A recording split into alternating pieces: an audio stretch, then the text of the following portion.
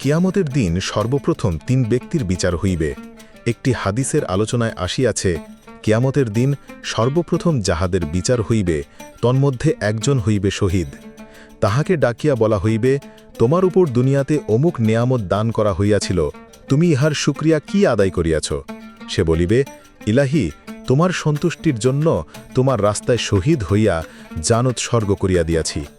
উত্তর হইবে মিথ্যা কথা, তুমি এই জন্য জিহাদ করিয়াছিলে যে লোকে তোমাকে বাহাদুর বলিবে, তাহা তো বলা হইয়াছে ও সম্মানও অর্জন করিয়াছ।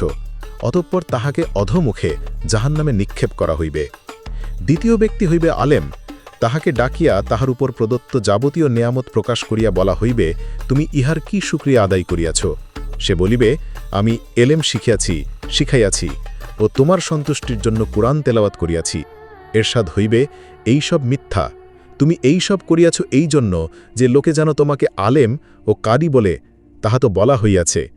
অতঃপর তাহাকে অধোমুখে জাহান্নামে নিক্ষেপ করা হইবে।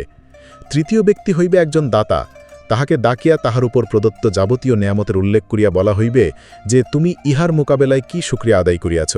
সে বলিবে, এমন কোনো পুণ্যের কাজ ছিল না যেখানে আমার সম্পদ আপনার সন্তুষ্টির জন্য ব্যয় করা হয় নাই। এরশাদ হইবে যে মিথ্যা কথা, তুমি এই সব এই জন্য করিয়াছিলে যে লোকে তোমাকে সখী বা দাতা বলিবে, উহা তো বলা হইয়াছে, দুনিয়াতে তোমাকে দাতা বলিয়া ডাকিয়াছে।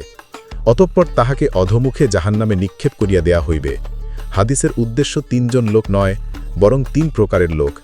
এইভাবে বহু রেওয়ায়েত দ্বারা হুঁশিয়ার করিয়া দেয়া হইয়াছে যেন আমলের মধ্যে রিয়া বা নেকনামি ইত্যাদি ঘুণাক্ষরেও না থাকে।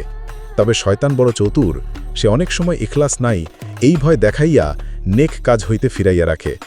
এইসব আজে বাজে খেয়ালে নেক কাজ হইতে বঞ্চিত হওয়া উচিত নয়, বরং এখলাস পয়দা হওয়ার জন্য চেষ্টা করা উচিত ও আল্লাহর নিকট উহা হাসিল হওয়ার জন্য দোয়া করিতে থাকিবে। তাহা হইলে আল্লাহর মেহেরবানিতে দিনী কাজ বরবাদ হইবার আশঙ্কা থাকিবে না। আল্লাহ এই হাদিসের উপর আমল করার তৌফিক দান করুন। আমিন।